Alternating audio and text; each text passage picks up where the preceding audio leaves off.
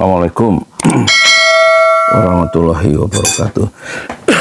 Saya mau ngomongin Anies ya, yang kemungkinan istilahnya dia nggak bisa berlayar karena nggak ada partai yang mendukung kecuali PKS. Tapi kursinya PKS kurang, syaratnya kan minimal 22 di DPRD itu. Dia cuma 18 meskipun dia pemenang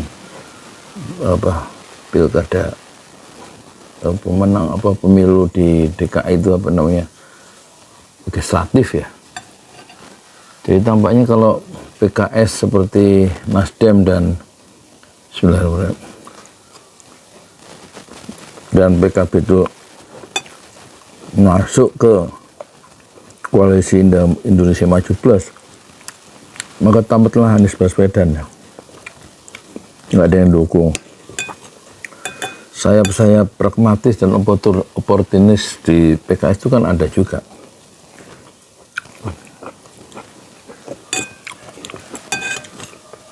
Saya sambil makan siang ya, ini makan labu 5. Sama kari ikan apa ini? Ikan tuna, wah. Nggak pakai nasi ya.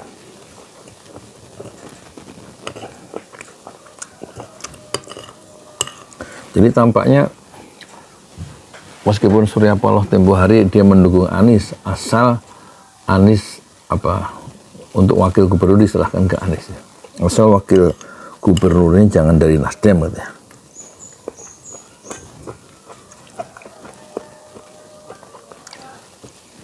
Tapi kelihatannya Nasdem berbalik ya.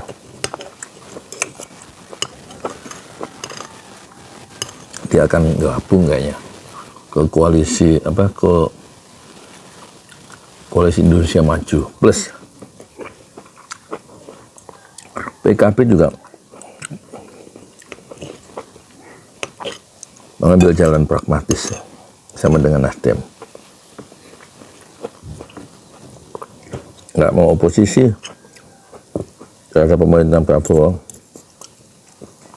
Gabung berarti sekarang Anies hanya didukung oleh PKS, tapi PKS juga merasa dia sudah memberikan kontribusi besar dengan ngasih kursi dukungan sampai 18. Tinggal nyari 4 lagi Anies kok. Harusnya Anies kerja keras kira-kira gitu.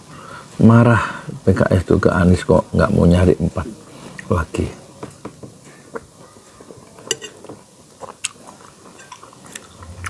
Tampaknya PKS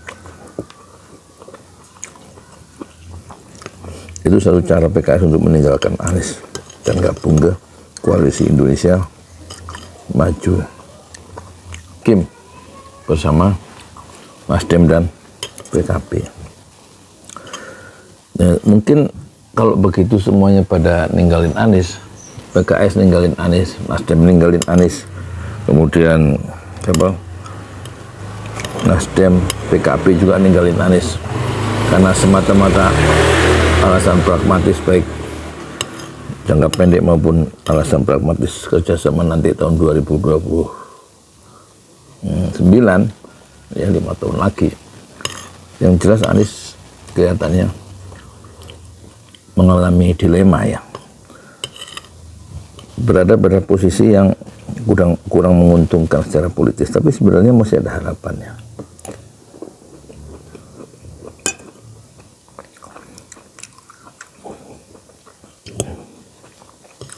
Bisa lewat calon independen. Syaratnya mengumpulkan KTP 7,5% dari jumlah daftar pemilih. Di DKI kan kalau antara 6 sampai 12 juta itu syarat untuk bisa maju menjadi bakal calon gubernur. Itu harus menyerahkan KTP yang sudah diverifikasi sejumlah 7,5% ya. Kalau penduduk DKI itu atau Jakarta itu sekitar 10 juta, maka Anies harus mengumpulkan 750.000 KTP. Nah, nanti tanpa partai dia bisa nyalonkan. Peluang menang soalnya besar menurut survei itu, apalagi dia incumbent ya. incumbent di DKI yang punya prestasi 5 tahun. Cukup meyakinkan. Beda dengan Jokowi yang 2,5 tahun dia meninggalkan posnya di DKI untuk maju ke presiden. Ahok juga begitu, nggak selesai dua-duanya tuh. Kata orang Gerindra nggak ada ceritanya incumbent itu menang. Dia contohkan Foke incumbent kalah ya sama Jokowi. Ya kan? Terus Ahok incumbent kalah sama Anies. Tapi Anies berbeda ya. Anies kan selesai 5 tahun. Dan kepuasan nyata warga DKI itu berakar kuat ya, di relung hati mereka terhadap Anies. Dan mereka mengharapkan Anies kembali. Tapi rupanya partai-partai politik karena rebutan kue besar setelah Prabowo itu terpilih jadi presiden,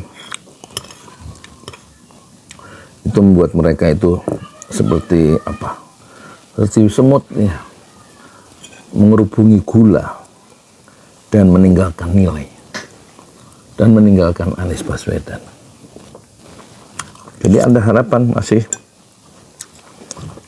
sebagai calon independen.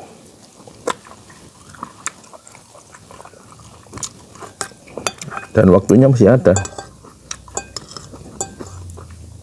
Pendaftaran untuk calon independen itu sampai 19 Agustus ya, dari 5 Mei. Sekarang Agustus. Tanggal berapa lagi? Tanggal 8. 9, 10, 11, 12, 13, 14, 15, 16, 17, 18.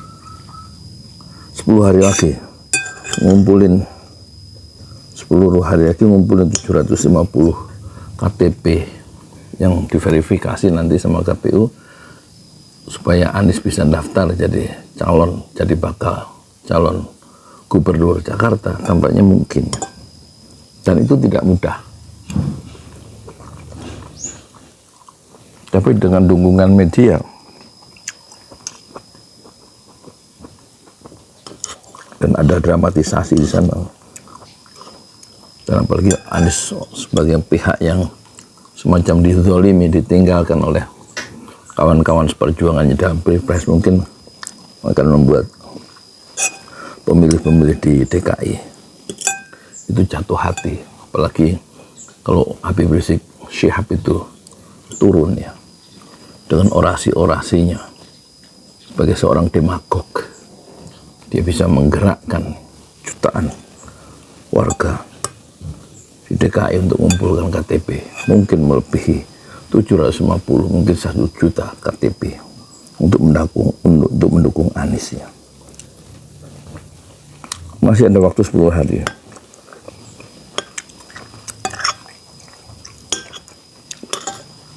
Mungkin bisa dilakukan juga oleh PKS, menggerakkan sel-selnya, termasuk relawan-relawan Anies itu.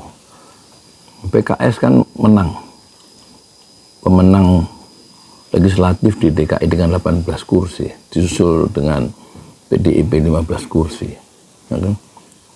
Golkar, PAN, dan Gerindra itu masing-masing 10 kursi. Kalau Nasdem itu 11 kursi, Demokrat turun jadi 8 kursi. Partai Solidaritas Indonesia itu 8 kursi. P3 kalau nggak salah 1 kursi. Padahal P3 tahun 71 itu bisa menggulung Golkar ya, saat gubernurnya adalah Ali Sadikin.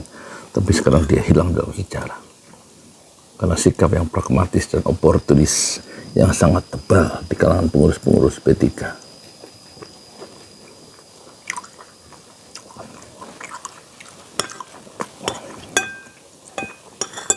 PKS kalau niat mengusung Anies dan Soebul Iman tapi kursinya kurang, harus menempuh jalan memutar, yaitu mendorong, kalau nggak bisa ada teman lagi, PDIP nggak mau gabung, PSI nggak mau gabung, maka P3 hanya kursi 18 kurang 4, satu-satunya cara, maka harus pakai jalur independen. Ya, Soebul Iman mengumpulkan KTP, Anies mengumpulkan KTP. Dan insya Allah dengan izin Allah yang jadi gubernur Jakarta adalah Anies Baswedan dan Sohibul Iman. Kita makan siang dulu.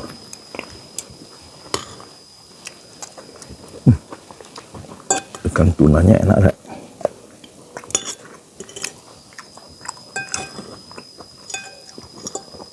Kata Imam Al-Ghazali, semakin tinggi cita-cita, semakin sulit ya jalannya, berliku-liku, dan semakin besar pengorbanan untuk mencapai cita-cita yang tinggi dan mulia itu.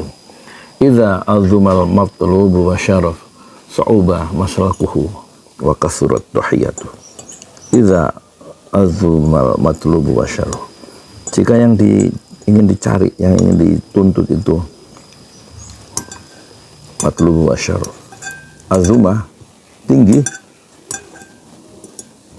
dan juga mulia, sa'uba maslakuhu, maka sukar jalannya, berliku-liku jalannya untuk mencapai cita-cita yang tinggi dan agung itu dan mulia itu.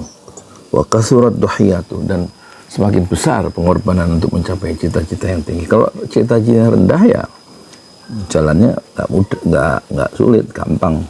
Kalau cita-cita rendah, kalau hanya jadi ketua RT nah ya kan, pengorbanannya juga nggak besar. Tapi kalau mau jadi gubernur Jakarta periode kedua, partai-partai nggak ada yang dukung, kecuali PKS yang kurang juga kursinya, ya sudah, nggak jalur independen. Gimana menurut Anda? Aku mau tidur ya, tidur siang. Kowe dulu lah. Ikuti sunnah Rasul, tidur siang sejenak.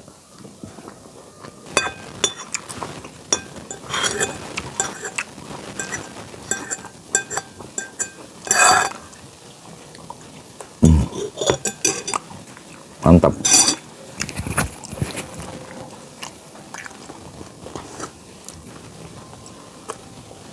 Alhamdulillah. Bismillah.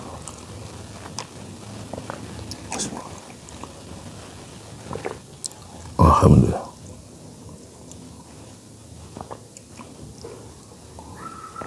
Alhamdulillah. Di jalan Allah. Ini Masjid Enam Syuhada lagi dikunjungi sama Ketua Hilmi. Modal awalnya berapa Pak Yudi Pramuko? 750.000. 750.000 rupiah aja. Jadi ini 500 jutaan nih barang. Sekarang udah habis 310. Masya Allah, tuh udah pakai keramik, laponnya tinggal. Granit tuh kayak marmer. Tuh, Masya Allah nih, sampai juga kita ke sini.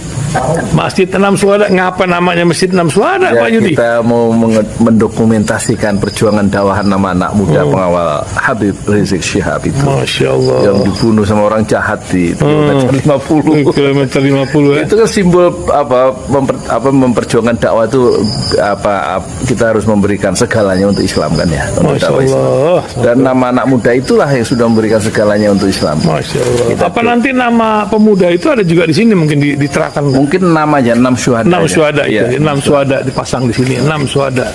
Bip Ali, apa yang dikomentarin dari ini semua, Bip Ali? Masya Allah, luar biasa. Dari uang 700.000, kalau pengen ternyata bisa. Bisa. Allah kirim. Tuh, bisa. Ya, dengan masuk satu gang kecil, tapi Bapak ini luar biasa. Kecil tuh. Oh, Masya Allah kan? Satu call aja. Masya Allah. Perjuangan Pak Yudi Pramuko, YouTuber sejagat paling tua. Tertua di semesta. Tertua di semesta. Masya Allah. Tukang donat. Tukang donat. Tukang donat dari Paru. Ini saya laporkan dari lapangan ini, langsung dari Masjid Enam Syuhada. Masya Allah. Dan ini dia. Dalam lihat ah. Tuh lihat tuh masjidnya. Tuh imamnya di situ tuh. Malam-malam lagi kita. Masya Allah. Masih kurang nih. Atapnya katanya transfer aja. Masjid Enam Syuhada sebentar lagi selesai. Dinding lubang angin sebagian sudah terpasang, lantai 2 dan kemudian plafon termasuk lantai bukan keramik, granit 150 dus bersama tiang-tiang yang ada 16 setinggi 4,5 meter. Kemudian finishing terakhir adalah tangga menjebol atap ya, lantai pertama untuk masuk ke lantai 2. Inilah Masjid Enam Syuhada. 2,5 tahun lalu dimulai pada 2 Agustus hari Senin 2021. Tinggal sedikit lagi insya Allah, dan lantainya dari granit sudah diresmikan lantai pertama. Nanti lantai kedua lewat sini tangganya jebol untuk masuk ke lantai 2. Inilah Masjid Enam Syuhada yang sangat megah karena dari bahan-bahan pilihan kualitas nomor 1.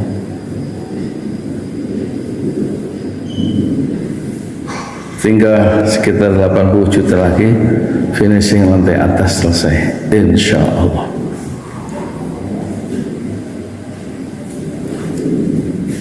Ya, inilah Masjid Enam Syuhada yang sangat bersejarah ya dalam sejarah dakwah Indonesia modern, insya Allah, karena ini dibangun dalam konteks kezaliman rejim penguasa yang sudah membunuh 6 santri dari front pembela Islam, dan kita abadikan pengorbanan dan perjuangan dakwah mereka sehingga kita sebut namanya Masjid Enam Syuhada. Mereka mengawal perjalanan dakwah gurunya Habib Rizik Syihab, dan mereka dicegat oleh orang-orang jahat di kilometer 50. Saya Yudi Pramuko, tukang donat dari Parung Juber, tertua di semesta Fasbir Sabrun Jamila. Bersabarlah dengan kesabaran yang indah. Assalamualaikum warahmatullahi wabarakatuh.